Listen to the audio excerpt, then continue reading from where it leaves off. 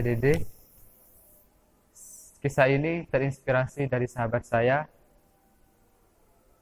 Saya tidak tahu harus memulai kisah ini dari mana. Tapi saya akan menceritakan sebagian perjalanan hidupnya yang sangat berarti atau membuat pelajaran bagi saya. Dia Muhammad Indra Airlangga. Saya lebih akrab memanggilnya dengan sebutan Memet. Hehe, cukup lucu sih, tapi ya itulah sahabat saya. Memet seorang yang sangat ceria menurutku, dan merupakan seorang anak dari pemilik rumah makan ternama di Jawa Timur. Saya mengenal Memet ketika ospek maba di kampus. Kebetulan kita satu kelompok, dan kami juga satu jurusan. Kami kuliah di salah satu kampus swasta di Jawa Timur. Semenjak kejadian itulah kita menjadi mulai akrab. Saya tinggal kos di sini karena saya memang berasal dari kota Lumajang. Memet sering mengajakku keluar, entah itu nongkrong, makan, bahkan sekedar menghilangkan rasa bosannya. Memet sering main ke kosku, bahkan berhari-hari dia tinggal di kosku. Bisa dikatakan kosku adalah rumah kedua baginya. Ya tahulah, dia seseorang yang kesepian, karena dia juga anak tunggal dan orang tuanya juga sibuk dengan bisnisnya. Dari situlah aku menjadi tahu tentang kebiasaan Memet, mulai dari bangun tidur sampai dia tidur lagi, dari hobi, kebiasaan, dan sifatnya.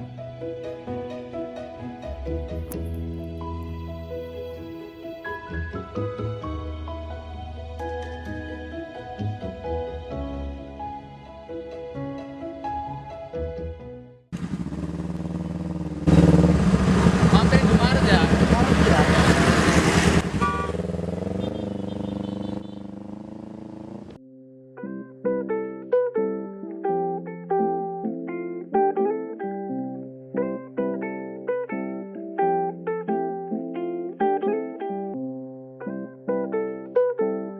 Sebentar aku tidur kos ya. Iya. Loh, kamu ngapain beli Ya, makanan? enggak apa-apa.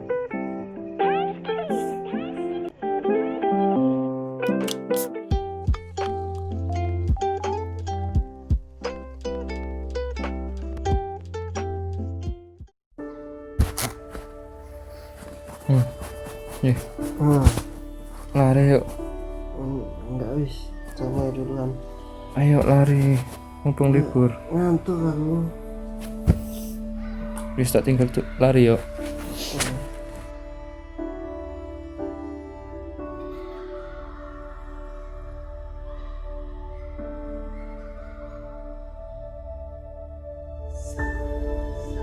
Pesen Grab aja lah.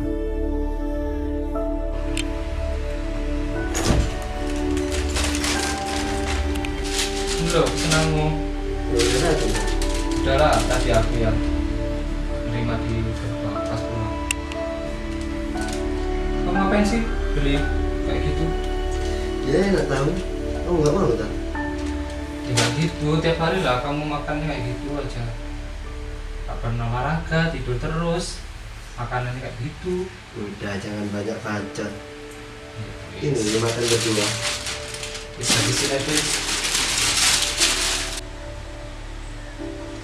Kok sakit ya?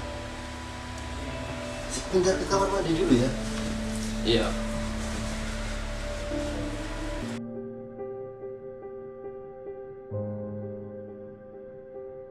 Memet kok lama?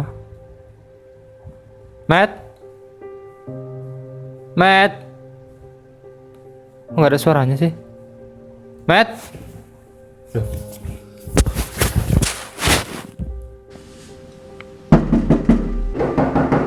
Met? Loh, Met? Kenapa kamu Met? Met?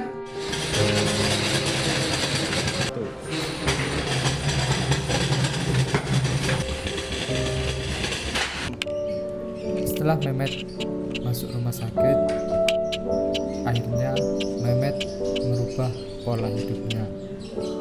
Yang awalnya Memet jarang beraktivitas, sering makan makanan yang dianggap sampah, yang tidak bergizi. Akhirnya Mehmet merubah itu semua. Mehmet berolahraga setiap hari, makan makanan yang bergizi, dan menjauhi makanan-makanan yang dapat membuat kondisi tubuhnya tidak baik.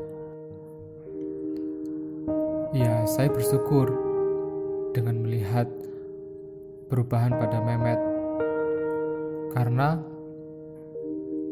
sebelum kejadian tersebut Mehmet tidak pernah mau mendengar nasihat saya. Tapi setelah kejadian itu akhirnya Mehmet dapat berubah, dan sebagai teman ketika itu saya mendukung dan bahkan sering kita berolahraga bersama, kita sering beli makanan yang bergizi.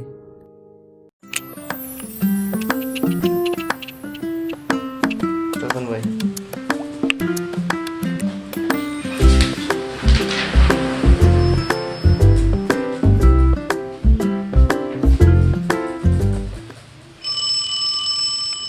Halo, assalamualaikum, Dek Yusuf. Waalaikumsalam. Lagi ngapain ini, Dek?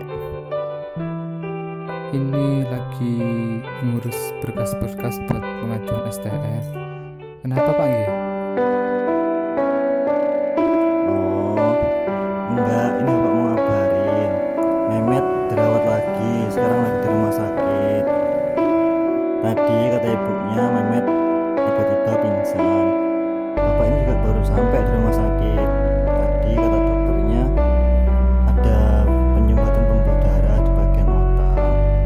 Loh, kok bisa Pak? Sekarang Mehmet dirawat di mana Pak? Di ruangan apa? Ini masih di UGD, nungguin dapat ruangan dulu, masih proses. Ya sudah Pak, saya insya Allah nanti langsung ke sana dari kampus. Oh ya udah, Dek. Ya udah kok gitu ya. Assalamualaikum. Waalaikumsalam Pak. Namun setelah beberapa bulan Mehmet berusaha untuk merubah pola hidupnya, takdir berkata lain. Mehmet sudah divonis meninggal dunia oleh dokter ketika itu.